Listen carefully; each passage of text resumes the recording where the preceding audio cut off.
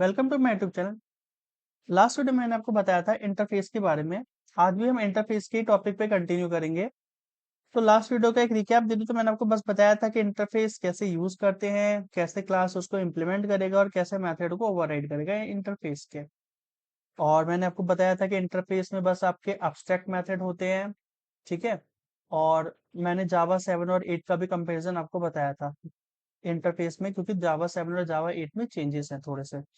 आज की इस वीडियो में भी हम इंटरफेस के बारे में बात करेंगे, बट पहले ये समझते हैं कि इंटरफेस को क्यों इंट्रोड्यूस किया गया जावा में।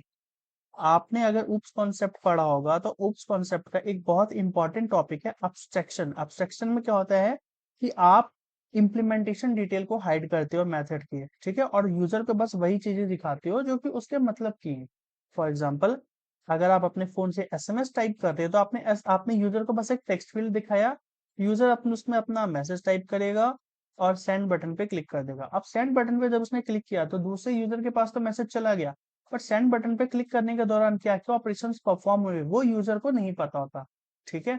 तो ये एक एब्स्ट्रक्शन का एग्जांपल है जिसमें यूजर ऑपरेशन तो परफॉर्म कर रहा है, मतलब फीचर तो यूज कर रहे हैं बेसिकली, बट फीचर यूज करने के दौरान क्या क्या ऑपरेशन परफॉर्म हो रहे हैं वो आप उससे हाइड कर रहे हो, ठीक है।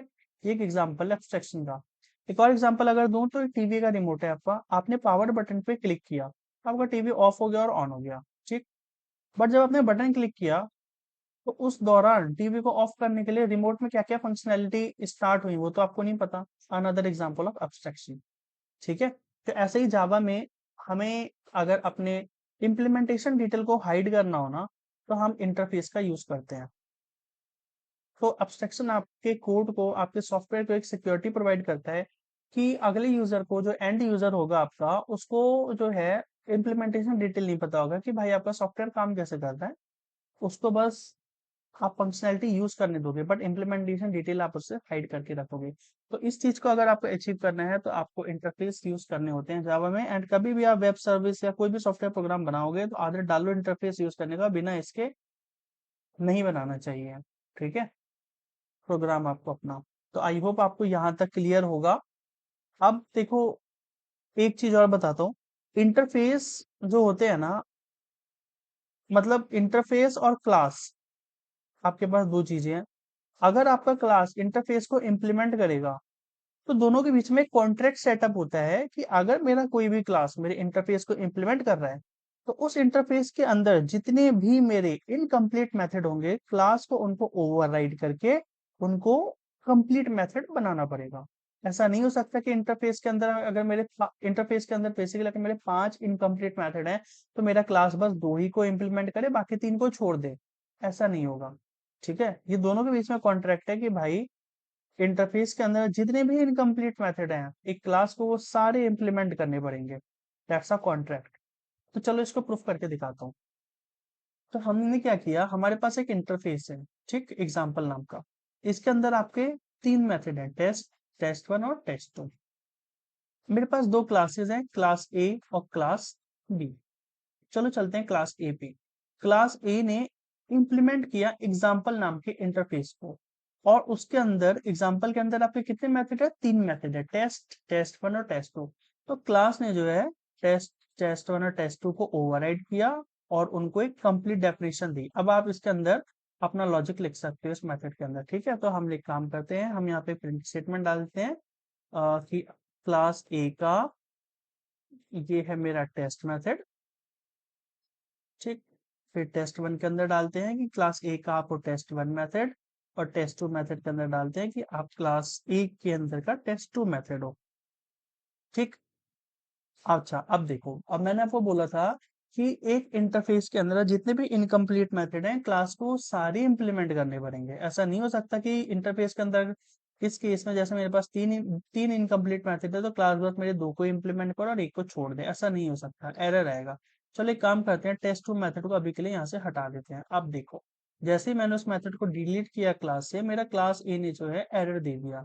क्या बोल रहा है, type A must implement the inherited abstract method example dot test2। कहने का मतलब है कि देखो इम्प्लीमेंट्स ना क्या करेगा कि जब भी आपने इम्प्लीमेंट कीवर्ड का यूज करके इंटरफेस को इम्प्लीमेंट किया बेसिकली, तो क्लास ए को इंटरफेस के सारे मेथड को इनहेरिट करना पड़ेगा, दैट्स अ रूल। तो वही एरर बोल रहा है कि भाई टाइप ए जो है मेरा इंप्लीमेंट कर रहा है इंटरफेस को एग्जाम्पल नाम के, तो उसको ये जो टेस्ट टू मेथड है उसको भी इनहेरिट करना पड़ेगा क्लास में। ठीक है, तो अब आप क्या करोगे, आप यहाँ पे जाओ और एरर पे बेसिकली यहाँ पे प्रॉम्प्ट देगा, आप ऐड अनइम्प्लीमेंटेड मेथड पे क्लिक कर दो, आपका मेथड इंप्लीमेंट हो गया, सिंपल। तो देखो आपकी एरर चली गई। तो ये जो है हमारी इस बात को प्रूफ करता है कि इंटरफेस और क्लास के बीच में कॉन्ट्रैक्ट रहता है कि इंटरफेस के अंदर जितने भी इनकम्प्लीट मेथड होंगे क्लास को सारे इंप्लीमेंट करने पड़ेंगे। ठीक है, एंड सेम क्लास बी में भी आप देख लो, क्लास बी ने इंप्लीमेंट किया एग्जाम्पल इंटरफेस को, तो उसके अंदर भी सारे मेथड इंप्लीमेंट है। ठीक। अच्छा, क्या होगा अगर फ्यूचर में मैं लेट सपोज मैंने एक नया मेथड ऐड कर दिया टेस्ट 3, तो आपका प्रोग्राम अगेन ब्रेक हो जाएगा। क्यों होगा? जैसा हमने देखा कि इंटरफेस को कोई भी क्लास इंप्लीमेंट कर रही है तो उसको उसके सारे मेथड इंप्लीमेंट करने पड़ेंगे। तो अगर आप इस इंटरफेस में इन फ्यूचर टेस्ट 3 नाम का एक मेथड डाल रहे हो, तो लेट सपोज यहाँ पे तो आपके पास 2 क्लास है, राइट? फ्यूचर में ऐसा हो सकता है जब आप बड़े सॉफ्टवेयर पे काम करो तो आपके इस एग्जाम्पल इंटरफेस को 10 क्लासेस या 100 क्लास इंप्लीमेंट करें। तो अगर आपने इस इंटरफेस में चेंज कर दिया तो आपके इन क्लासेस को वो मेथड को इम्प्लीमेंट करना पड़ेगा। ठीक है, जब भी एरर जाएगा, वरना नहीं जाएगा। तो मेरे पे जितने भी क्लासेस होंगे ना, मेरे को उन सारे क्लासेस में जाके बारी बारी इस टेस्ट 3 मेथड को इम्प्लीमेंट कराना पड़ेगा ताकि मेरा एरर चला जाए। ठीक है, तो अब आप सोचोगे कि तो फिर कोई ऐसा नहीं हो सकता कि मान लो कि मेरे को अगर एक ही मेथड रखना हो और किसी एक ही क्लास में अगर मुझे ओवरराइड कराना हो उस मेथड को, बाकी क्लास में नहीं चाहता कि वो मेरे मेथड को इम्प्लीमेंट करे, क्योंकि इस केस में तो हमारे पास बस 2 मेथड्स हैं, दो बेसिकली 2 क्लासेस हैं। अगर मैं बड़े सॉफ्टवेयर पे काम करूंगा तो वहां पे मेरे पास हजारों क्लासेस होती हैं। ठीक, और अगर मेरी let suppose for example assume करते हैं कि अगर मेरे एक इंटरफेस को मेरी 10 क्लासेस इंप्लीमेंट कर रही है और इंटरफेस में बाय चांस एक न्यू फंक्शनैलिटी जब हमने इंट्रोड्यूस की, तो मुझे इंटरफेस का तो यूज करना ही है क्योंकि मेरे को एब्स्ट्रैक्शन अचीव करके रखनी है अपने प्रोग्राम में। तो अगर मैं अपने इंटरफेस में नया मेथड ऐड कर दूंगा तो फिर तो मेरे को सारी क्लासेस में इंप्लीमेंट कराना पड़ेगा उस मेथड को। तो ये तो बहुत टीडियस काम है। तो क्या कोई ऐसा अप्रोच नहीं है कि मैं अपने इंटरफेस में मेथड तो डाल दूं बट मैं किसी एक ही क्लास में इंप्लीमेंट कराऊं, और मेरे बाकी क्लासेस में मेरे को मेथड की जरूरत नहीं है तो मैं क्यों इंप्लीमेंट कराऊं? ऐसा कोई तरीका नहीं है क्या? तो देखो ये तरीका आपको जावा 8 में दिया गया था। तो जो आप मेरे यहाँ पे देख रहे हो डिफॉल्ट मेथड का, मैंने लास्ट वीडियो में आपको बताया था डिफॉल्ट मेथड का, ये चीज आप डिफॉल्ट मेथड के थ्रू इंप्लीमेंट कर सकते हो। तो लेट सपोज कि अगर मेरे को एक न्यू फंक्शनैलिटी की रिक्वायरमेंट आई कि मुझे एक टेस्ट 4 मेथड ऐड करना है, और वो टेस्ट 4 मेथड का यूज जो है ना बस क्लास ए के लिए रेलिवेंट है, बाकी क्लासेस के लिए वो टेस्ट 4 मेथड का कोई यूज नहीं है, राइट? तो मैं उन बाकी क्लासेस में क्यों उसको इम्प्लीमेंट कराऊं, राइट? तो इसलिए जावा 8 में इस प्रॉब्लम को सॉल्व करने के लिए डिफॉल्ट मेथड का कॉन्सेप्ट दिया गया। तो इन फ्यूचर लेट सपोज अगर आपको एक टेस्ट 4 मेथड इंप्लीमेंट करना हो, ठीक है, आपको पहले तो डिफॉल्ट कीवर्ड का यूज करना पड़ेगा। तो आप लिखोगे डिफॉल्ट वॉइड टेस्ट 4। ठीक। अच्छा, अब डिफॉल्ट मेथड जो होता है ना वो कंप्लीट मेथड होता है। डिफॉल्ट मेथड को आप अब्स्ट्रैक्ट नहीं बना सकते, आपको एरर देगा। डिफॉल्ट मेथड की बॉडी होनी चाहिए, तो हमने यहाँ पे क्या किया, बॉडी इसकी ऐड कर दी। ठीक है, अब लेट सपोज हमने यहाँ पे एक मेथड एक ये दे देते हैं बेसिकली, इसकी बॉडी में लिख देते हैं कि भाई आप एग्जाम्पल इंटरफेस के टेस्ट 4 मेथड हो। ठीक है, तो जावा 8 ने तो पहले आपको ये फीचर दिया है कि आप इंटरफेस में कंप्लीट मेथड भी रख सकते हो, जो कि जावा 7 में नहीं रख सकते थे। तो ये जावा 8 का फीचर है। ठीक, और इसमें आप कैसे देखो डिफॉल्ट कीवर्ड का यूज करके आप कंप्लीट मेथड रख सकते हो। अच्छा, आप एक चीज देखो, अभी तक जैसे जब जब मैंने अनइम्प्लीमेंटेड मेथड या एब्स्ट्रैक्ट मेथड को इंटरफेस में ऐड किया गया, जैसे जैसे वैसे वैसे आपकी क्लासेस एरर देती। अब यहाँ पे मैंने डिफॉल्ट मेथड ऐड कर दिया बट आपका कोई भी क्लास एरर नहीं दे रहा। ठीक है, तो आपके पास 2 तरीके हैं। अगर आपको नया फीचर इंप्लीमेंट करना है लेट सपोज, और आप चाहते हो आपका क्लास ब्रेक ना हो, आप उस मेथड को इंटरफेस में डाल लो। ठीक है, और फिर उसको कॉल करा लो किसी दूसरी क्लास से। या दूसरा तरीका, अगर आप चाहते हो कि मेरे को डिफॉल्ट मेथड तो मैंने यहाँ पे दिया, बट ये जो डिफॉल्ट मेथड है ना, मतलब जो टेस्ट फोर मेथड है जो कि डिफॉल्ट टाइप का है, इसका यूज मेरे क्लास ए में भी मेरे को चाहिए, बट बाकी बी और बाकी बी क्लास में नहीं चाहिए। मेरे को इस डिफॉल्ट मेथड का यूज जो है ना क्लास ए में भी करना है बट बी में नहीं करना, तो मैं वो कैसे अचीव करूं? तो मैं उसके लिए क्या करूंगा, डिफॉल्ट मेथड को मैं ओवरराइड कर लूंगा क्लास ए में, सिंपल। तो आपको बाकी क्लासेस में ओवरराइड करने की जरूरत नहीं पड़ेगी। तो देखो आपका प्रोग्राम यहाँ पे कहीं पे ब्रेक नहीं हुआ।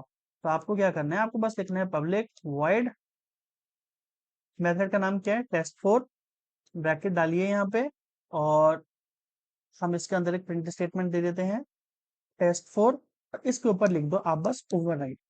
ओवरराइड एनोटेशन आप डाल दो। अब देखो क्या हुआ ना, कि ये जो डिफॉल्ट मेथड है आपका, अब ये ओवरराइड हो गया क्लास ए में। तो अब देखो एग्जांपल इंटरफेस के अंदर ये क्या प्रिंट, इसका लॉजिक क्या था, एग्जांपल क्लास में टेस्ट फोर प्रिंट करता। अब ए क्लास में क्या प्रिंट करेगा, ए क्लास का टेस्ट फोर मेथड हो गया ये। तो हमने क्या किया, उस मेथड को ओवरराइड कर लिया। ठीक है, जब आप ओवरराइड करते हैं ना तो आपको डिफॉल्ट कीवर्ड यूज नहीं करना होता। तो आप यहाँ पे डिफॉल्ट कीवर्ड यूज नहीं करिएगा। अगर आप यहाँ पे लिख भी दोगे ना तो भी आपको एरर आएगा, देख लो। चाहे हम यहाँ लगा दें या फिर चाहे हम यहाँ लगा दें, ठीक, आपको एरर देगा ही देगा। तो हमेशा इस चीज को याद रखना कि जब आप डिफॉल्ट कीवर्ड को ओवरराइड करोगे, सॉरी, जब आप डिफॉल्ट मेथड को ओवरराइड करोगे तो आपको डिफॉल्ट कीवर्ड का यूज नहीं करना पड़ता क्लास के अंदर जब हम उसको ओवरराइड करते हैं। तो देखो जो मैंने आपको प्रॉब्लम दिखाई थी अभी, कि मैंने जैसे इंटरफेस के अंदर एक नया मेथड ऐड किया, मेरे क्लास ए और बी में मेरे को एरर आने लग गया था। तो मेरे को इन दोनों मेथड को बेसिकली इस इन क्लासेस में इस टेस्ट टू मेथड को या टेस्ट थ्री मेथड को मेरे को ओवरराइड करना पड़ रहा था, जो कि मेरा न्यूली एडेड मेथड है। बट ये मेरा जावा 7 का प्रॉब्लम था। अब मेरे पास ये यूज केस था ना, कि मैं एक ऐसा मेथड चाहता हूँ कि मैं इंटरफेस में ऐड कर दूं और किसी एक पर्टिकुलर क्लास में ही ओवरराइड कराऊं, क्योंकि बाकी क्लासेस के लिए जब वो मेथड किसी यूज का नहीं है तो मैं क्यों ओवरराइड कराऊं। तो आप डिफॉल्ट कीवर्ड की हेल्प से आप उस चीज को सॉल्व कर सकते हो, राइट। तो इस ये जो एक ड्रॉबैक था जावा 7 का, उसको जावा 8 में रिमूव कर दिया गया। आई होप आपको यहाँ तक क्लियर होगा। तो हमने इस मेथड टेस्ट फोर मेथड को हमने जो है ये कर लिया, ओवरराइड कर लिया। अब मैंने आपको ये बताया था कि जावा 7 में आप स्टैटिक मेथड नहीं रख सकते, बट जावा 8 में रख सकते हो। तो हम यहाँ पे क्या कर देंगे, हम यहाँ पे लिखते हैं लेट सपोज स्टैटिक वॉइड, एक टेस्ट 5 नाम का मेथड बनाते हैं, ठीक है। और यहाँ पे मैं प्रिंट करा देता हूँ test 5, so example colon test 5, ठीक। अच्छा, स्टैटिक मेथड को ना आप ओवरराइड नहीं कर सकते, पहला केस। अगर आप यहाँ पे, क्योंकि देखो स्टैटिक मेथड जो होते हैं ना वो क्लास से बिलोंग करते हैं, ठीक है, वो क्लास की कॉमन मेमोरी में रहते हैं। तो इसलिए आप उनको ओवरराइड नहीं कर सकते। तो अगर आप यहाँ पे लिखिएगा भी पब्लिक वॉइड टेस्ट 5, ठीक है, और आप यहाँ पे दे दोगे अगर टेस्ट 5, तो अभी तो आपको एरर नहीं दे रहा, बट जैसे ही आप इसके ऊपर ओवरराइड एनोटेशन लगाओगे यहाँ पे सीन चेंज हो जाएगा। देखो एरर देने लग गया, क्या बोल रहा है, test 5 of type A must override और इम्प्लीमेंट सुपर टाइप मेथड। कहने का मतलब बेसिकली यही है कि भाई स्टैटिक मेथड आप ओवरराइड नहीं करा सकते। अच्छा, हम स्टैटिक कीवर्ड लगाना भूल गए यहाँ पे। तो बोल रहा है remove override annotation.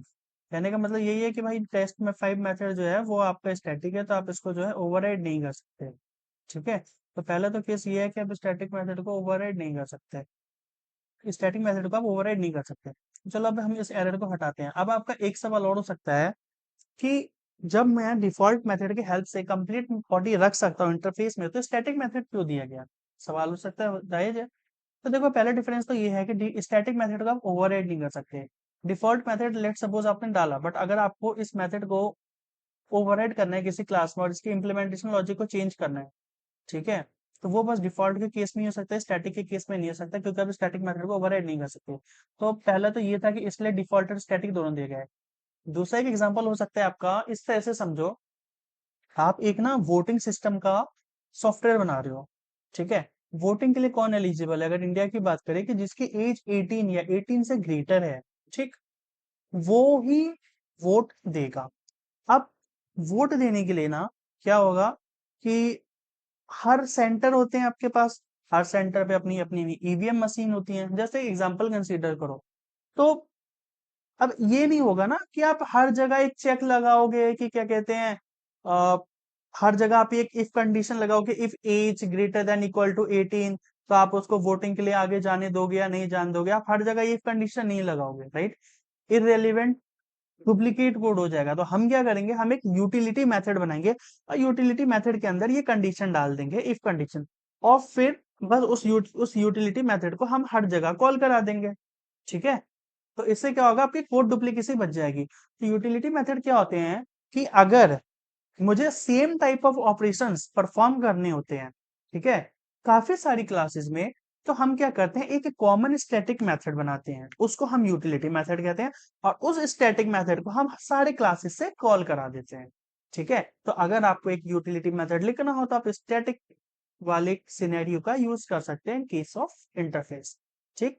I hope ये भी क्लियर होगा। कुछ भी डाउट हो तो मेरे से वीडियो में पूछ लेना। अब ये तो हमने देखा कि इंटरफेस क्या होते हैं, कैसे हम यूज करेंगे, क्यों डिफॉल्ट और स्टैटिक मेथड आपको दिए गए जावा 8 में। मैंने आपको लिमिटेशन भी बता दी, मैंने आपको जावा 8 में कैसे यूज करके मैंने वो भी बता दिया। तो जावा 7 के जो इंटरफेस के ड्रॉबैक थे वो जावा 8 में हटा दिए गए इन दोनों फीचर्स के हेल्प से, ठीक। अब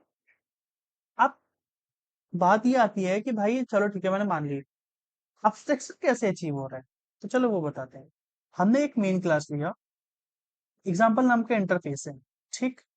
अभी ये डिलीट कर देते हैं।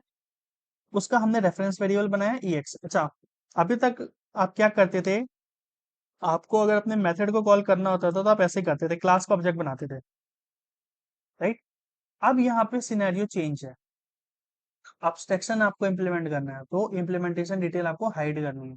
तो आप इंटरफेस का ऑब्जेक्ट बनाइएगा, उसका रेफरेंस वेरिएबल लिखोगे, EX लिया है मैंने इस केस में, आप कुछ भी ले सकते हो, इक्वल टू का साइन और न्यू ए, ठीक है। अब अगर आपको मेथड कॉल करना है तो आप क्लास का रेफरेंस वेरिएबल नहीं, इंटरफेस का रेफरेंस वेरिएबल यूज करोगे, तो EX dot test, EX dot test one, ठीक। अब आप अगर इसको यूज करोगे, मतलब रन करोगे, तो देखो आपका ये मेथड कॉल हो गया, क्लास ए का टेस्ट और टेस्ट वन मेथड कॉल हो गया। तो यहाँ पे क्या हुआ, क्योंकि मैं इन मेथड को इंटरफेस के रेफरेंस वेरिएबल से यूज कर रहा हूँ। अब यहाँ पे तो एज अ प्रोग्रामर आपको पता है ना कि क्लास ए जो है, मतलब बेसिकली यहाँ पे एज अ प्रोग्राम आपको ये तो पता है कि भाई मेरा क्लास एक नाम का एक क्लास है बेसिकली ए, और उसको मेरा एग्जांपल इंटरफेस जो है इम्प्लीमेंट कर रहा है। सॉरी, मैंने उल्टा बोल दिया। मेरे पास एक क्लास ए है और वो मेरे एग्जांपल नाम के इंटरफेस को इम्प्लीमेंट कर रहा है, राइट।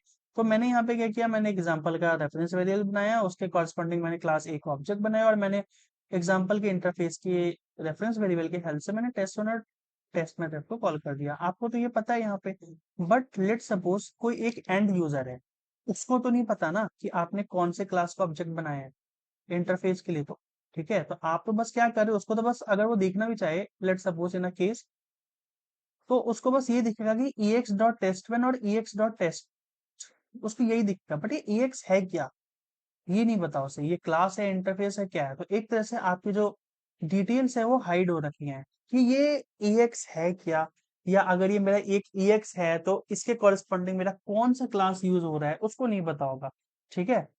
तो ये आपकी इंप्लीमेंटेशन डिटेल को हाइड कर रहा है।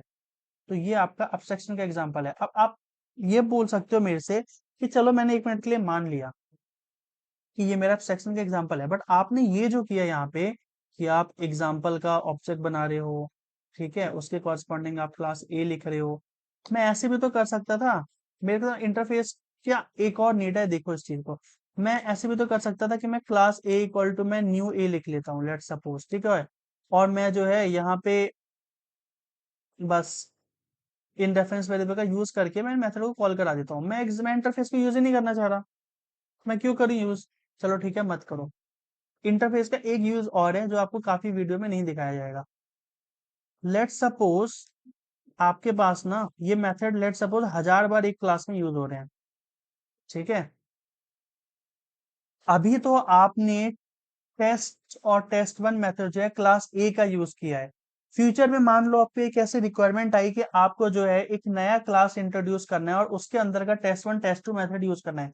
अगर ये रेफरेंस वेरिएबल जो क्लास ए का है, अगर ये 1000 बार कोड में लिखा हुआ है आपके किसी क्लास में, तो आप उन 1000 लाइन पे जाके चेंज करोगे। लेट सपोज मुझे बी का ऑब्जेक्ट बनाना है, B equal to new B. अब मुझे बी के टेस्ट वन और टेस्ट टू मेथड को यूज करना है, तो मेरे को क्या करना पड़ेगा, हर जगह जाके ये करना पड़ेगा, मेरे को एक ही जगह बी करना पड़ेगा। सेंस है कि नहीं देखो, मुझे हर जगह ऐसे चेंज करना पड़ेगा। अब ये भी तो एक टीडियस टास्क है ना, तो मैं क्यों यूज करूं? ये इस चीज को भी तो, ये भी तो एक ड्रॉबैक ही है ना प्रोग्रामिंग का। तो इसलिए अब देखो, इंटरफेस का एक और बेनिफिट, एब्स्ट्रैक्शन तो आपको देता ही है, इस चीज में भी हेल्प करेगा कि लेट सपोज इन फ्यूचर मेरे पास एक ऐसी रिक्वायरमेंट आई, अभी मैं इस कोड को हटा दे रहा हूँ, ठीक है, कि मुझे भाई क्लास ए को नहीं यूज करना, मुझे क्लास बी को यूज करना है, ठीक। क्लास मतलब क्लास ए के टेस्ट मेथड को ना यूज करके मुझे क्लास बी के टेस्ट मेथड को यूज करना है, मेरे पास ये रिक्वायरमेंट आई। तो चलो अब इस मेथड को भी हम लेट्स बहुत बार कॉपी कर देते हैं। लो हमने इसको कॉपी कर दिया। तो अब मुझे क्या करना होगा? मुझे कुछ नहीं करना, ये जो इंटरफेस है इस पे वो क्लास इंप्लीमेंट करेगा। तो मुझे बस जाके एक ही लाइन पे, लाइन नंबर 7 पे जाके बस चेंज करना है new B equal to new B. Sorry, मुझे बस लाइन नंबर 7 पे जाके उस ए को हटा के क्लास बी को ऑब्जेक्ट बनाना है, बस बाकी मुझे कोड में कहीं चेंज नहीं करना। ये बेनिफिट आपको दिख रहा है? अब अगर आप इस प्रोग्राम को रन करोगे तो जैसे पहले पहले आपका क्लास ए मेथड कॉल होता था, सिंपल आपका क्लास बी कॉल हो जाएगा, देख लो। ठीक है, आपको हर जगह लाइन पे जाके ना कोड को चेंज नहीं करना पड़ा। क्लास के केस में आपका कोड ना टाइटली कपल्ड होता है, ठीक है। टाइटली कपल्ड कहने का मतलब कि अगर हल्का सा भी कुछ हिला ना तो पूरा कोड ब्रेक हो जाएगा, बट इंटरफेस आपको लूजली कपल्ड प्रोवाइड कराता है कि अगर मुझे कोई चेंज भी करना है तो मुझे माइनर जगह पे चेंज करना पड़ेगा, बाकी मेरे कोड पे कोई इम्पैक्ट नहीं गिरेगा।